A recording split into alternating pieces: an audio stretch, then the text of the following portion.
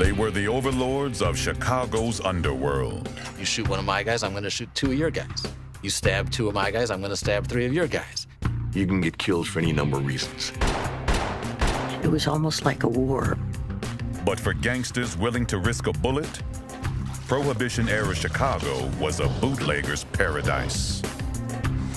One of the biggest industries in America had just been declared illegal. It didn't take a genius to figure out that you could make a fortune. Especially for one man who rose to rule a criminal empire. Al Capone is the prototypical celebrity gangster. He's bigger than Chicago. Around the world, people knew who he was. You tell somebody you're from Chicago, and what do you get? Oh, Chicago, ra-da-da-da-da. To some, Capone's a man of the people. He was like Robin Hood, right? Everybody loved him, so nobody would rat him out. To others, he's a cold-blooded mobster.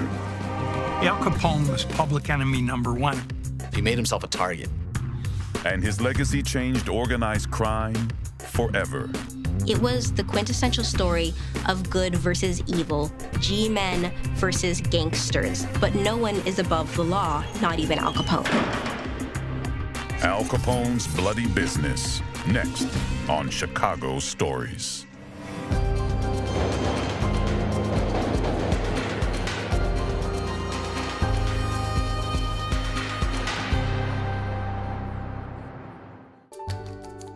Lead support for Chicago Stories is provided by the Nagani Foundation.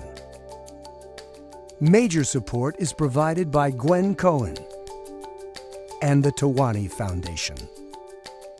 Funding for Chicago Stories, Al Capone's Bloody Business, is provided by Clifford Law Offices and Mr. and Mrs. Robert Shaw.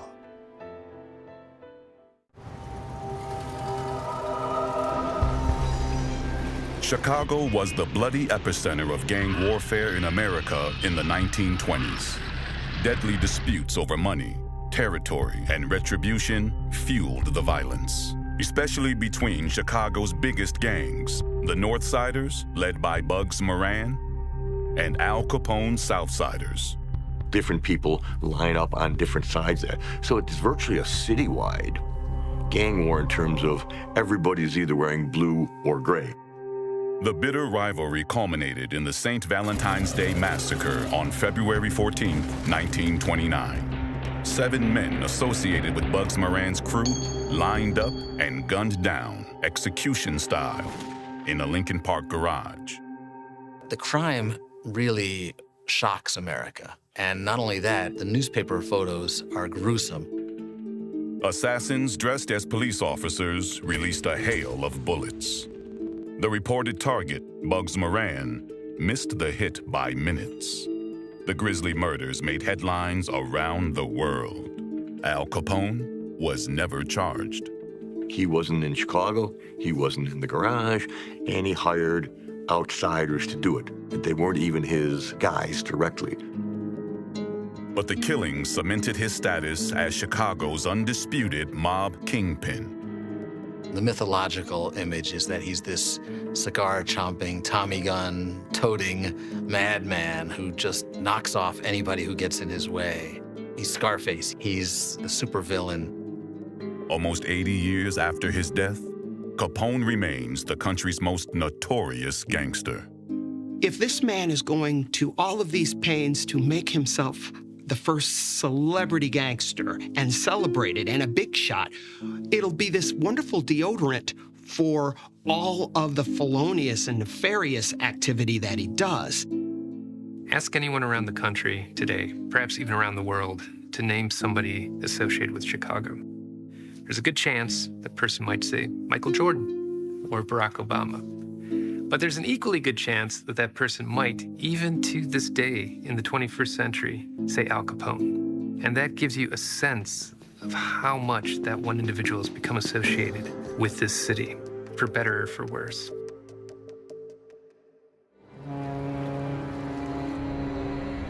Alphonse Gabriel Capone was born in Brooklyn, New York, January 17, 1899, to Italian immigrants Gabriel and Teresa. My grandfather had been raised as a Catholic, very traditional Italian Catholic upbringing. And he was very hungry for his parents' approval and to please them. His family was a solid family, 2 parents, hardworking, trying to get by with 9 kids on a barber's salary. And like most immigrant families, as soon as the kids could help raise some money, they sent the kids out to do that. Papa was the 4th oldest, and his mother said to him, "I need help, and you're the only one I can count on." And so from the time he was about 10 years old, that responsibility was something that he took very seriously. Capone left school in 6th grade, fell in with local street gangs, and picked up odd jobs to support the family. Capone happened into some jobs, working at a box factory, working eventually at a place called the Harvard Inn, a saloon on Coney Island that was actually a really rough place. He starts there as a dishwasher. But this is a key moment in his life because he meets some people there who are serious players in the underworld, serious criminal figures. People like his boss, Francesco Ioli, an Italian gangland heavy, better known as Frankie Yale. He's the one who decides to name this saloon the Harvard Inn because his name is Yale, and he thinks that's funny, and it sounds like an Ivy League kind of an operation, which it definitely is not. At the Harvard Inn, the beefy teenager from Brooklyn graduated to a whole new world of vice and crime. But by that time, he was physically imposing, he was tough, he was not afraid to fight, and so he earned his keep. Capone tended bar and met a regular named Johnny Torrio. 17 years his senior, Torrio was already a seasoned gangster who worked closely with Yale. And then begins to find himself in a position where he's, doing some more dangerous work for guys like Torrio and Yale. Capone was straddling 2 worlds. By day, he was an all-American teenager working a dull job in a box factory. By night, a criminal apprentice. In the spring of 1918, he fell head over heels for May Coughlin, a devoutly Catholic Irish girl. He met my grandmother when he was only 18. They worked together at a box factory in Brooklyn. And I think it was kind of love at first sight. Capone definitely could have gone either way. He's still an American immigrant's kid who loves America, who loves the sports, loves to run in the streets with his friends. If the box factory where he worked had offered him a promotion, had offered him a better salary, maybe he stays there. There's nothing to suggest that he was a psychopath, that he was maniacal, that he had to be involved in criminal activity. Nothing like that. But by that summer, May was pregnant, and money was tight. Suddenly, making money becomes a lot more important. He's got a family to provide for now. He doesn't have a great education. He's gonna have to do what he has to do to get by.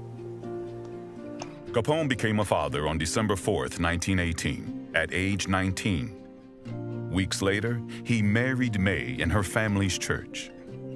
But their only child, Albert, nicknamed Sonny, was born 2 months premature, reportedly with congenital syphilis, an STD Capone unknowingly passed to May. Capone at 18, 19 is a wild man. He's impulsive, he's taking crazy chances, he's sleeping with women, he's sleeping with prostitutes, so he's getting into trouble. And plenty of it. Just 4 days after Sonny's birth, Capone hit on the wrong girl at the Harvard Inn. And the girl's brother comes after Capone, slashes him with a knife 3 times across the left side of his face. And they were visible forever, and Capone became known as Scarface, a nickname that he, of course, despised. Working the bar as muscle for his boss, Frankie Yale, Capone's bravado grew along with his criminal resume. By then, Yale's buddy Johnny Torrio was working in Chicago as the underboss for his uncle, Vincenzo Colosimo, better known as Big Jim.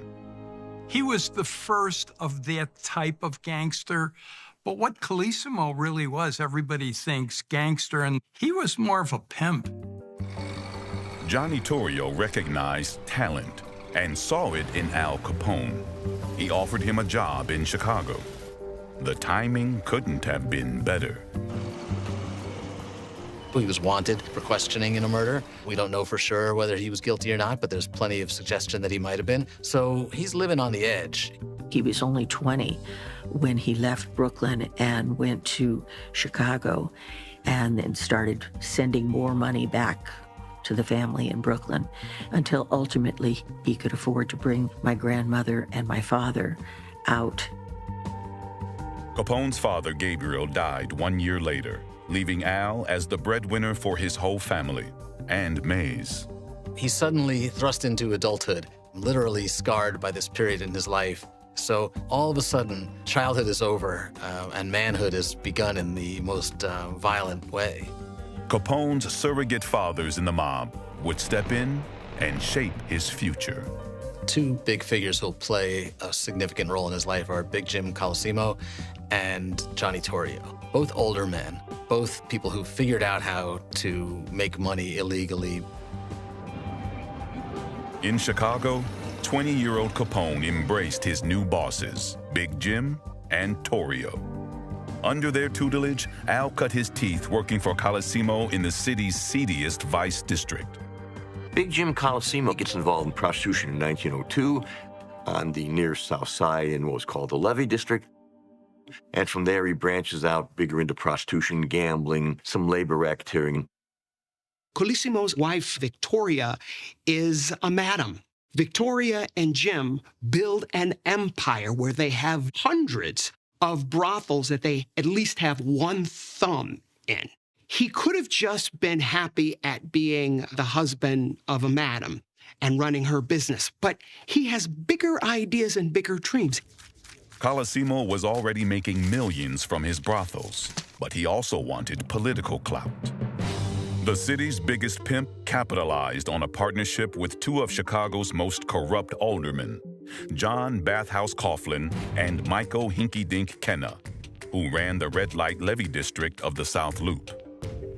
The best investment you could make as a criminal was to buy police, politicians, and judges, and they were cheap in Chicago. Coughlin and Kenna were willing to be bought. In exchange, they named Colosimo their First Ward Precinct captain, which provided a veneer of legitimacy, plus protected status from police raids on his brothels. Colosimo was probably the most important underworld figure in Chicago before Capone and Torrio took over. But police didn't protect him from violent criminals. Colosimo's brothels and rackets reportedly raked in $50,000 a month at their height, more than $750,000 in today's dollars, making the barrel-chested vice lord a perfect target for a group of deadly Italian extortionists known as Blackhanders. You'd get this letter, unsigned, except maybe there's a black handprint on the bottom saying, if you don't give us $1,000, I know where a bomb put in one corner of your building might do a lot of damage. That's when he brought Torrio in. He was a thinker. He was a businessman. They killed the people who were trying to extort Colosimo. The perfect name for Johnny Torrio was the Fox. He was cagey. He was very, very, very meticulous. With his extortionists dead and Torrio's protection, Big Jim Colosimo lived it up. Big Jim Colosimo favored white linen suits and suspenders studded with diamonds.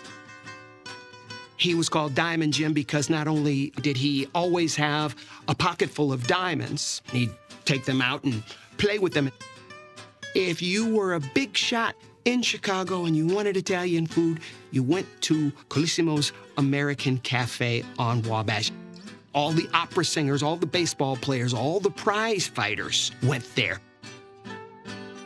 As a measure of gratitude, Colosimo let Torrio run his own gambling joint and brothel, the Four Deuces on the near south side, and Torrio assigned Capone to work the door. That might have been his job for a while until he found something better, but Prohibition offered something a lot better.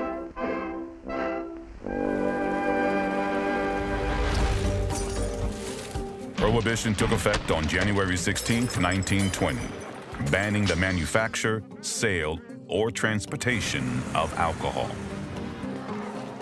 Intended to promote moral and social reform, the law instead provided gangsters with their greatest opportunity yet. By the time it's enacted, the public sentiment has changed. The war is over.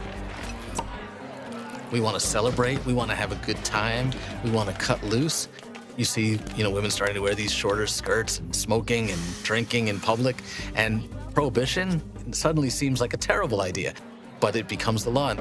Legitimate bars closed their doors overnight, and a lucrative black market of bootlegging took over. If not for prohibition, we never would have heard of Al Capone. He would have been a bartender, he would have been a janitor, or he would have just gotten into a bar fight and killed somebody and spent the rest of his life in jail. But there is no Al Capone without prohibition. Chicago was a very, very, very good place to be a bootlegger during Prohibition if you chose to. Why? One, it's a hard drinking town. The average Chicagoan drank 3 times as much hard liquor as the average American. The second thing, there's an unparalleled level of corruption and a virtual breakdown of law and order in general in the Chicago area during Prohibition. One of the biggest industries in America had just been declared illegal. You know there's demand. All you have to do is create the supply. Once Prohibition goes into effect, it's still about $5 to produce a barrel of beer, but now you can sell it for $55 or more. It was a ticket to Easy Street, and Torrio wanted in. But Colosimo wouldn't budge. Johnny Torrio, perhaps more than anyone in Chicago, sees that they could make more money than they've ever dreamed of. This is like Microsoft, That's the vision he's got. The cops aren't really standing in their way. The mayor isn't standing in their way. Big Jim Colosimo's standing in his way a little bit because he's the biggest operator in town. Big Jim, who had married Torrio's Aunt Victoria, was already in the way. And then he fell for a songbird and sealed his fate. He started running around with a singer by the name of Dale Winter. And Johnny Torrio, now that this man has very, very unceremoniously divorced his beloved aunt and has taken up with a singer, he owes this man no personal loyalty. And the die is cast. You get rid of him, what else is there, right? So Colosimo's got to go.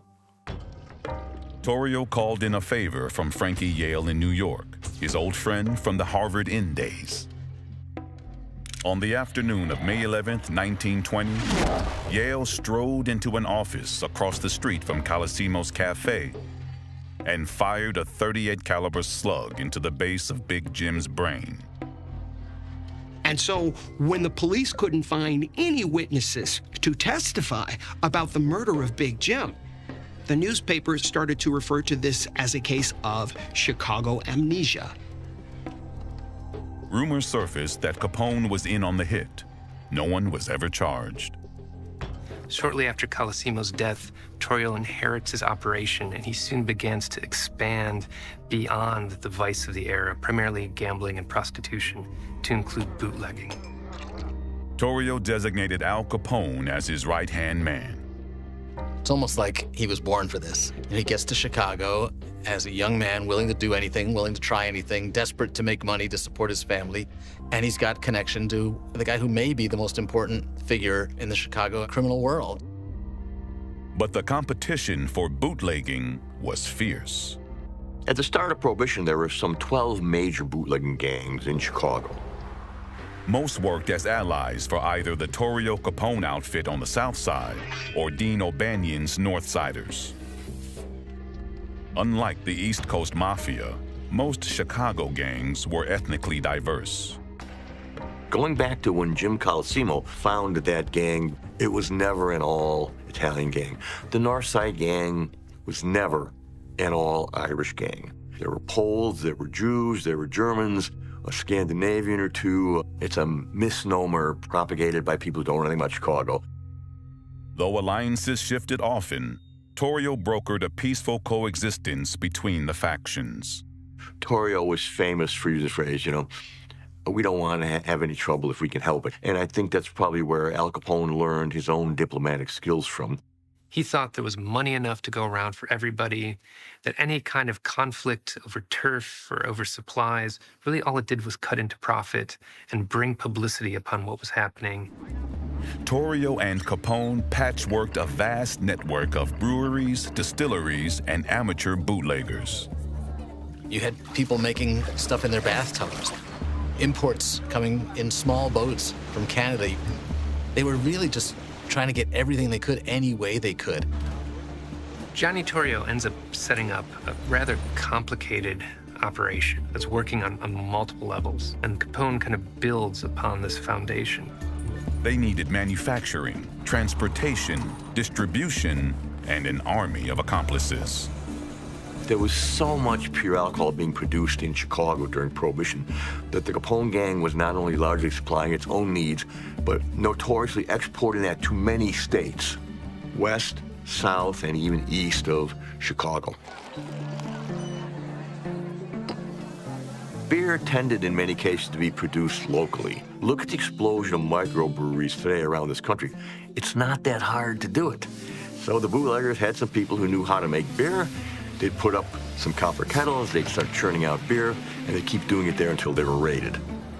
Though police raids were a constant risk, Torrio and Capone had friends in high places. And Chicago's mayor, Big Bill Thompson, was more than happy to turn a blind eye. He was bought and paid for by Capone. He had a picture in his office of Al Capone. And then it just trickles down to your leadership, your aldermen, your department heads. If they're not playing, they're not in those jobs, plain and simple. With officialdom in their back pockets, Torrio and Capone cranked up production. At the time that national prohibition went into effect, there were about 60 breweries in the city of Chicago. They all have to shutter and close down. But what doesn't go away? The breweries themselves, and a lot of the people who worked there, and all of the supplies and machinery that were already on hand. So Johnny Torrio, and then later Capone, began acquiring breweries. And Chicago's new booze barons had major transportation advantages that bootleggers in smaller cities didn't have. Chicago was the center of the railroad industry. It had access to the Great Lakes. It had access to industry, also to a fleet of trucks, which were ideal for shipping booze. Drinking alcohol was not illegal, but selling it, manufacturing it was. So if you could find a way to get it, you were fine to drink it. So suddenly there's an enormous incentive for folks who have not much to lose. Capone later boasted, "I give the public what it wants. I never had to send out high-pressure salesmen. I could never meet the demand." And the profits rolled in. In 1924, 5 years after Capone came to Chicago, the federal government estimated Capone and Torrio's operations brought in a staggering $7 million a month. And by that time, he could afford to bring the whole family. It was a two-family house, but his mother, his other siblings, my grandmother, my dad, all lived in the same house. The classic Chicago two-flat bungalow on the city's far south side was a modest safe haven for Capone's loved ones. His business life, his professional life was outside the home.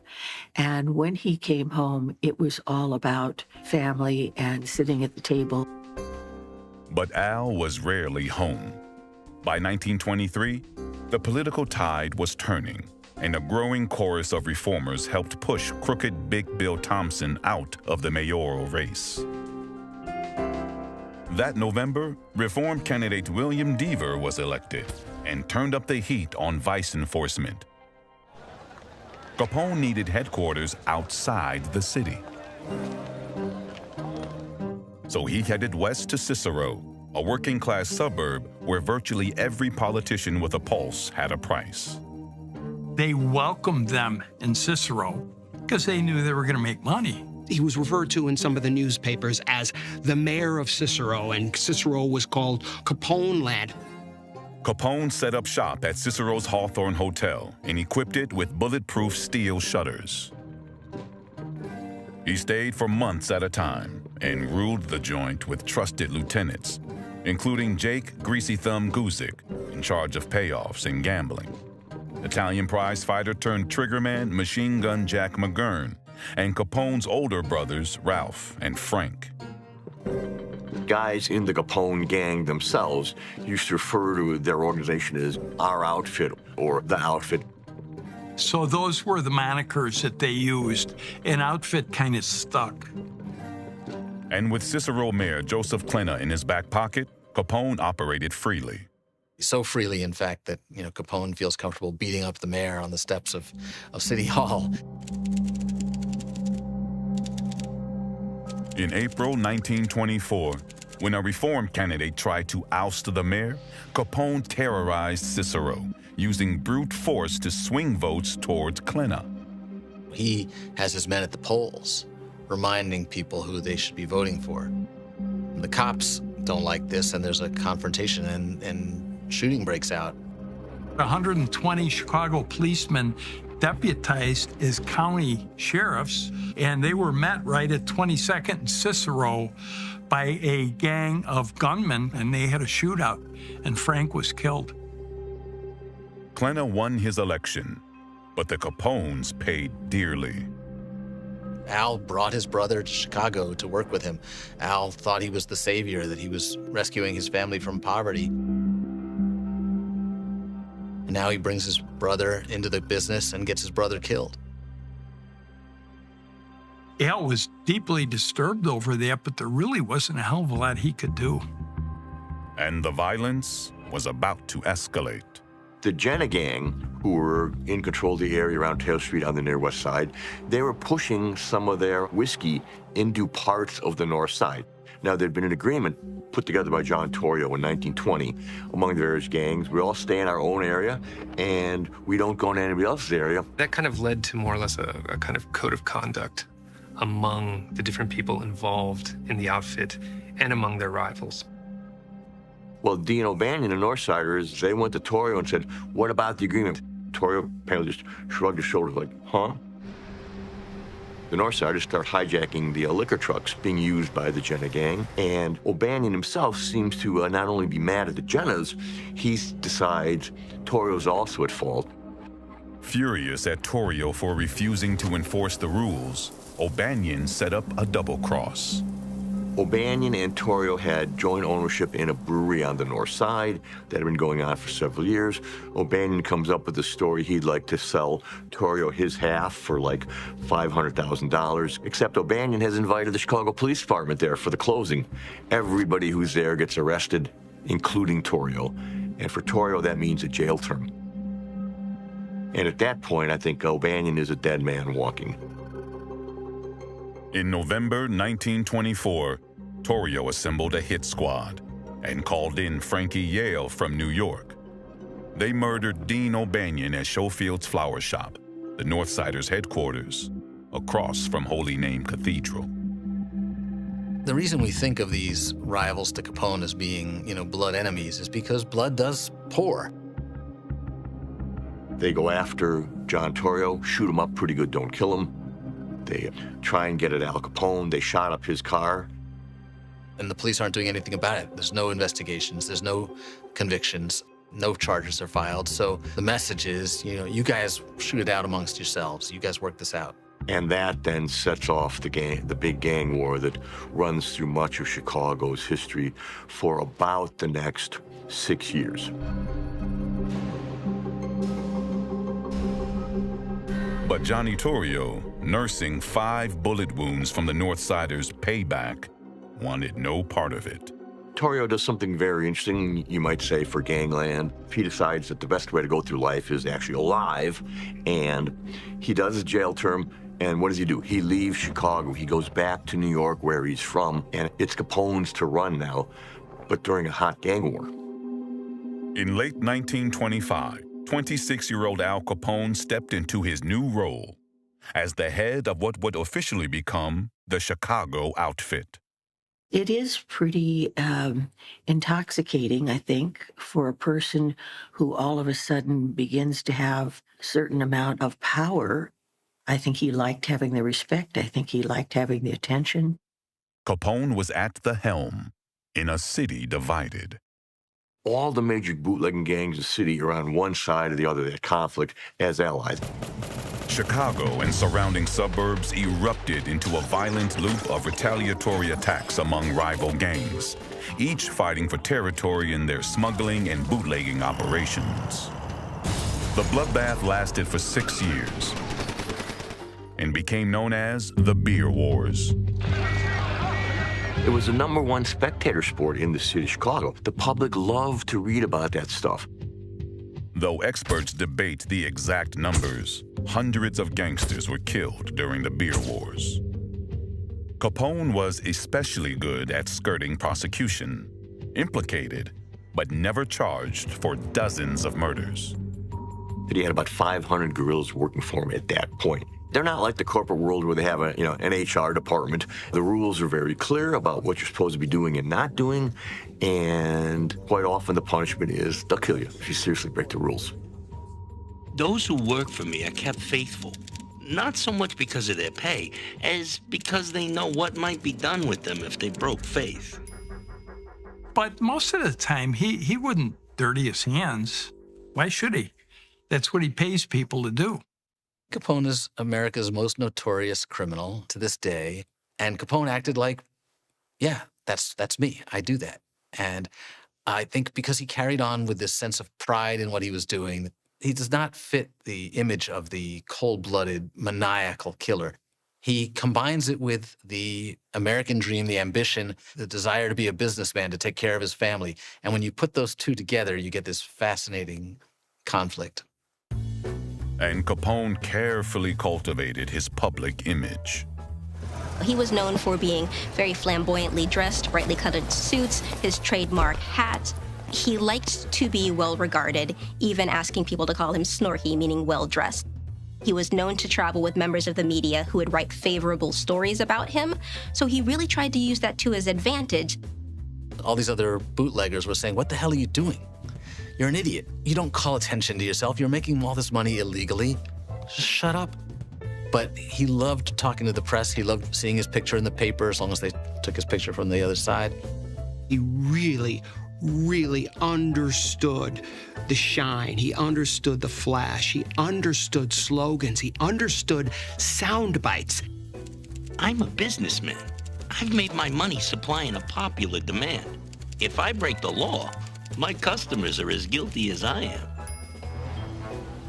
And you can sort of see the logic in it. Nobody likes prohibition.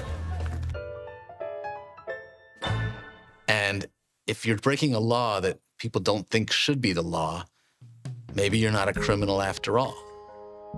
Criminals are very often gregarious, they have great confidence, but those types of individuals often like to think that they're smarter than everyone else, and so they can't see the danger in talking and talking and talking.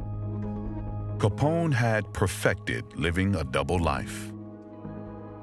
He could close a door on certain aspects of his life, and I think he had a willingness to do whatever he had to do, even if it was against the law or was not the way he had been raised. It was breaking moral laws to get to a place where he could be sure that his family was going to be well cared for. And along the way, he wandered into a very dark place. These were people who broke the law. These were people who committed acts of violence. And you don't want to lose sight of what they actually did in their lives. By 1927, Big Bill Thompson won re-election in Chicago. With his ally back in the mayor's office, Capone brazenly re-established headquarters in downtown Chicago. First, renting a floor of the Metropole Hotel, then taking over 2 floors of the Lexington Hotel. The practical reason for him or any infamous person who has a target on them is to move around a lot and to do so in plain sight. Nobody ever really came close to killing him. Shot himself once on the golf course with a gun in his pocket. It's really remarkable that Capone survived as long as he did. And I think that was because he was careful. He kept bodyguards around him, but also because he tried to avoid conflict when he could. Some of Capone's Chicago haunts remain to this day. The Blackstone Hotel Barbershop, marble with no windows, hosted haircuts and outfit meetings. And underneath Chicago's L tracks, the Exchequer restaurant, originally the 226 Club, where patrons sipped liquor in teacups downstairs. And upstairs. 100 years ago, like Al Capone, you could have come up here and enjoyed something off the menu, because this was a brothel. In case of a raid, the club offered another secret: tunnels. Chicago is built on a swamp. Around the late 1840s, early 1850s, a decision is made to actually raise the city, to lift it up. You can go all across Chicago and find various subterranean spaces, basements and sub-basements. Stories have arisen that these places were used as tunnels that Al Capone used to escape from one place to another. The Green Mill, for example, in the Uptown neighborhood, it's without a doubt one of Chicago's premier jazz cabarets, dating all the way back to the 1920s. If you had to get out of here and you didn't want to go out on the street because guys are looking for you, you go behind the bar, you go down the trap door, then there's a series of tunnels you could go out, and you could end up down the block. They were already in place before Prohibition even existed. Because many of them survive to this day, they've become associated with the legend and lore of Prohibition. At the Green Mill, Capone reportedly had a favorite booth. There'll be people waiting outside. They'll come in, like tourists from Europe or something, and they just come in, oh, Green Mill, where the Al Capone sit? And the bartender's like, geez, over there. Al Capone really, really loved music. He was a musician, he wrote songs, and in his particular era, the musicians that were the most plentiful were African-American musicians playing this brand new genre of music called jazz. I don't know if it was him or his guys. They kidnapped Fats Waller, the piano player, and used him like for some kind of private parties or something. According to Mr. Waller, they partied for 3 solid days, and Fats Waller left with more than $3,000 cash in an envelope. Probably a really bad headache, too. Legend that I've heard, we'd have a girl in the room and he wants to, make out and everything, and he'd hire like a little combo and they'd be behind a curtain playing music to make it romantic in the room.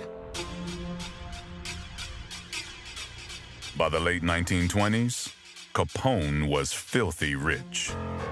The federal government estimated that in 1927, the Capone gang's total revenues were $105 million. A big part of it goes into the pockets of people who need to be bribed. Many people within the Chicago Police Department, many judges, many politicians. So the Capone gang in total might have had profits around $15 million. Al Capone's personal income might have been $1–2 million a year, maybe a little more.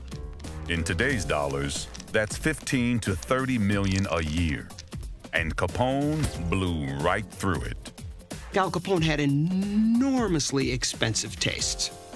From custom-made silk underwear made for him at Marshall Fields, to box seats everywhere, to traveling all over the place, to having his own railroad car, his private island resort in Miami.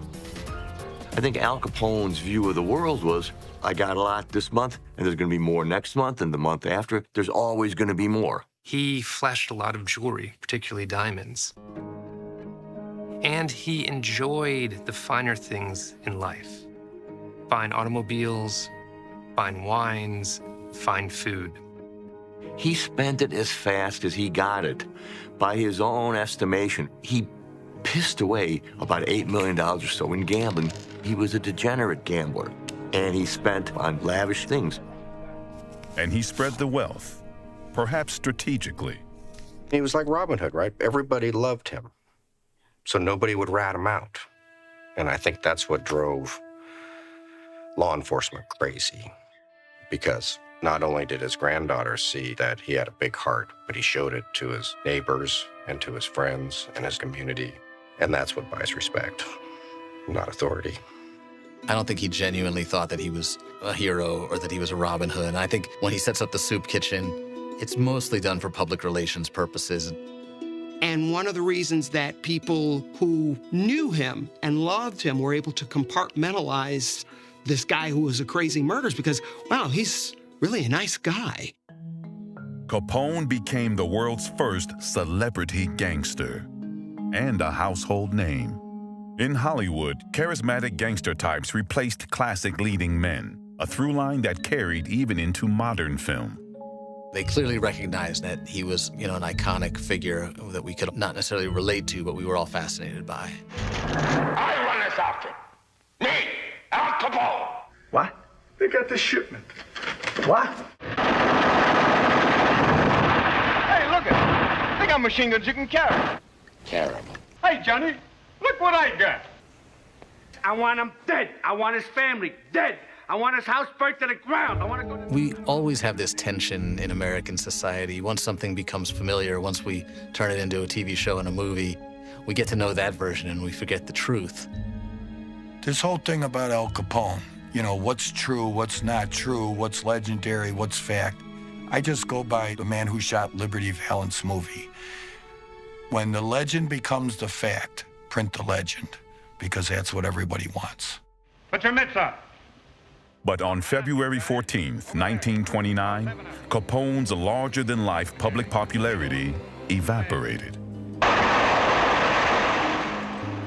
The St. Valentine's Day Massacre sent shockwaves throughout the country. The violence ignited public outcry. Many Americans were no longer willing to turn a blind eye to gangland bloodshed in exchange for access to illicit booze. The local authorities, the mayor, etc., they don't seem to be able to do anything about this guy. Some of Chicago's citizens went to Washington, D.C. and said to the President of the United States, can you do something about this guy, Capone? I mean, this is a problem. I don't think Capone had anything to do with the Valentine's Day Massacre. We know for a fact that he wasn't there. He was in Miami when it occurred. He knew that the FBI and the IRS were breathing down his neck. There's just no reason to think that he would have ordered this hit. There's just no logic to it. He didn't go in there and shoot those guys himself. He made sure he was out of town, and he didn't use faces from men from his gang whose faces would be recognized by the Northside gangsters, but it was definitely a Capone operation. But we'll never know for sure because the crime, all these years later, remains unsolved. While Capone's involvement has ignited historical debate for decades, after the massacre, newly elected President Herbert Hoover leveled a mandate. Get Capone. He wants to send the message that he's going to be tough on crime. And what better way to send that message? Take out the most famous criminal in America. Al Capone became public enemy #1. And really, once he started to lose control of the public's opinions, that news attention turned negative, and it stayed negative, and that certainly hurt him as he went along. They've hung everything on me but the Chicago fire. And we know he was never convicted of murder, or he was never convicted of breaking the bootlegging laws, although he did it, thousands of times. The feds tapped Prohibition agent Eliot Ness to raid Capone's breweries and distilleries. Ness and his incorruptible agents did rack up Prohibition charges and cut into Capone's profits. But Ness didn't mastermind Capone's downfall like books and movies gave him credit for, including 1987's The Untouchables. Eliot Ness gets a lot of attention because he's breaking down doors of breweries, and he's calling reporters to come with him and getting his picture taken among the broken bottles of beer. So he's very good at public relations, but he's not making a dent in the Capone operation. There's no way to really tie him even to the bootlegging because there's no books. Instead, it was a dogged United States attorney in Chicago named George E.Q. Johnson who went to work on a new, yet decidedly less sensational angle, pinning Capone on tax evasion. The job falls to the accountants for the IRS, so U.S. Attorney George Johnson makes the decision that tax charges are the best we can do. I'll take it, anything just to get him in jail and get him off the streets. In February 1929, prosecutors got an unlikely break when Capone was subpoenaed from his Florida home, wanted for questioning in a small-time bootlegging charge in Chicago. Now, Al Capone's private attorney filed an affidavit with the court from Capone's doctor. That affidavit said that Capone was too ill to travel and had been laid up in bed for 6 weeks. The U.S. Attorney's Office called in the FBI to determine, was this true or was Al Capone lying? FBI agents headed to Miami and discovered Capone wasn't laid up. He was living large, spending his days at the racetrack and on fishing trips. Capone testified in Chicago 3 weeks later. As he was leaving the courtroom, he was arrested on contempt of court charges. He did bail out for $5,000, but then he went on 2 months later to be arrested in Philadelphia on weapons charges with his bodyguard. So he did approximately 1 year in a Philadelphia prison. It was just the beginning of the end for Mr. Capone. But hard time was different for Capone than most prisoners. Capone had a way of winning over his wardens. He would let them borrow his car. He would pay them to allow him certain luxuries. So these wardens, I think they kind of liked Capone, and they cut him some favors from time to time. Meanwhile, in Chicago, George Johnson, aided by an equally methodical accountant named Frank Wilson, worked day and night. Frank Wilson is this forensic accountant working for the IRS. He's got these bottle-thick glasses, and he looks like a total geek, but he's a bulldog. He has been fighting corruption his entire career, and he just will not let go until he gets Capone. Wilson discovered forgotten gambling ledgers, confiscated from Capone's days in Cicero. They're literally like just going through boxes, and they find a guy who was one of the accountants, and they put the screws to him. Then they find a couple of ledgers. And they find ledgers that appear to have Capone's name written on them. The feds already had eye-popping evidence of Capone's lavish spending. But the ledgers revealed something new. Proof Capone earned at least some income from gambling. Yet, he paid no income taxes. Still, Johnson's team was tentative, afraid that the evidence could be too circumstantial to stick. In July 1931, they offered Capone a plea deal to serve 2.5 years in prison. Capone jumped at the offer. It's pulled out from under him, and they go to trial. And everything about this trial smells fishy, like Capone never has a chance. The jurors that they choose are thrown out. Some people think that Capone had tainted the jury pool, and the judge throws them out at the last minute, brings in jurors who had all served on other Prohibition juries and had all voted for conviction. As Capone's trial began, a crush of press and curious Chicagoans descended on the courthouse. It was the trial of the century. 11 days later, federal judge James H. Wilkerson handed down Capone's sentence: 11 years in prison. At the time, Al Capone was such a huge figure in the Chicago public eye. Really, it was the quintessential story of good versus evil, G-men versus gangsters. It's easy to feel as though you have a stranglehold on Chicago and you're invincible, but no one is above the law, not even Al Capone. By early May of 1932, reporters flocked to cover Al Capone's transfer from Cook County Jail to the Atlanta Federal Pen. 2 years later, Capone was transferred to Alcatraz, the notorious island prison better known as The Rock. Once that prison was created, they would of course want to populate it with those that the Americans thought were at the top of the public enemy list. Really, he experienced a much harsher existence than he had at any prison before.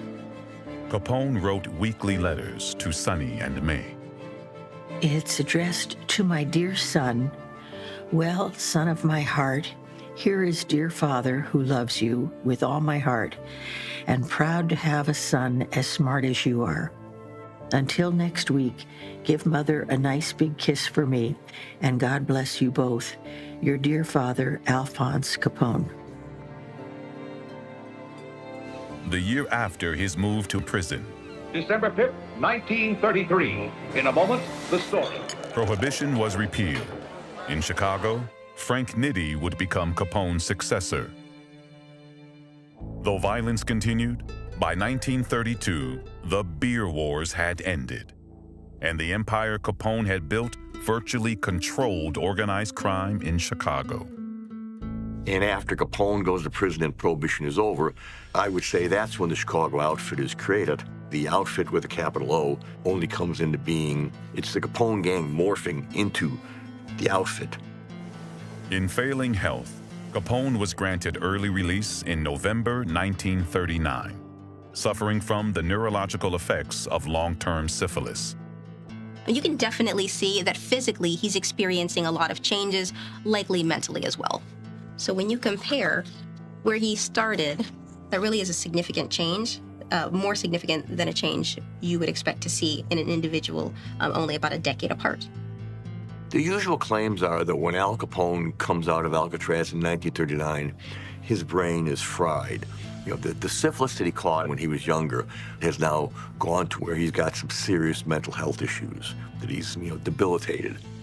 But Diane Capone's grandmother disagreed with the usual claims.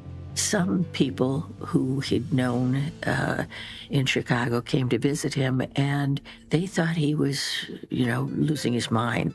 One of them said he's nutty as a fruitcake, and she was offended, and Papa's remark to her was, "Let them think whatever they want. It's my ticket out." As long as they thought he was no longer a threat to them, that he was not going to reveal things or he wasn't going to take back his powerful authority, he felt that it was his ticket out. 8 years after his release, and 8 days past his 48th birthday, Al Capone died at his Palm Island, Florida home on January 25th, 1947. Not from syphilis, but from a stroke compounded by pneumonia. He was buried in Chicago. Capone's larger-than-life mythology grew into a pop culture obsession after his death. He's an interesting, compelling person. When you think of your most well-known figures in the likes of Babe Ruth, Marilyn Monroe, presidents, he is a primary figure. In 2021, auction of the Capone estate, presided over by his surviving granddaughters, drew frenzied attention. We had over 1,200 people registered for that sale. It was an experience of a lifetime. The guns were the two highest grossing items in the sale, so that's a very intimate object for him. And Sonny Capone's items did well. His wife, May Capone's items did well. That's how powerful he was, that it transcended. And just to own a piece, there's only so many pieces. It was a sense of closure. It was a blessing to feel that I had somehow shared who he was with the world and would create a different picture than a lot of people held of him. If we just think of Capone as this snarling, cigar-chomping madman, well, history doesn't have much to teach us if we just fall back on the cliches. It's important to not try to exaggerate these figures and not turn them into cartoon characters and to realize that they're real. What is clear is not how you feel about the things that he did. What is clear is that he violated federal statutes. He committed crimes, and he was forced to pay for those transgressions. He hurt the populace, and there are consequences for that. What remains of the Chicago outfit has nowhere near Capone's high profile. That may be at least in part by design. I refer to sometimes the lesson of Al Capone that was learned by many of his successors. It was keep your head down, keep your mouth shut, stay out of the public limelight. Don't call attention to yourself or to the organization, because all you're doing is you're targeting yourself and the organization in the eyes of the authorities. Despite its diminished presence, the Chicago outfit continues to operate just off the radar. You can't separate Capone from those who took over the outfit after him, to the Calabrese family, to what we're seeing today. Each one is a building block that builds on the one that came before them. You see the Bank Secrecy Act, you see RICO. Those are charges that you could not charge before as part of one big conspiracy, but now you can. That is a huge breakthrough that allows us to really go after organized crime. And really, that led directly to the much diminished outfit that we do see today. We focus a lot on what our heroes can teach us, our presidents and our, moral leaders, but we don't think as much about what our anti-heroes can teach us. The bad guys have lessons to teach us too, and they tell us a lot about who we are as a country. He certainly was a very complex man and a man who did a lot of bad things, but he tried to make amends for them and had found peace with God. Al Capone remains one of the most prolific gangsters in history, and his legend shows no sign of fading. We have no way of knowing how many people he killed. We have no way of knowing who he ordered killed. But ultimately, Al Capone might be the definitive Chicagoan because he came to Chicago with almost nothing. And he left Chicago before his 35th birthday. He was dead before he was 50. And yet we're still talking about him and what he did in Chicago today.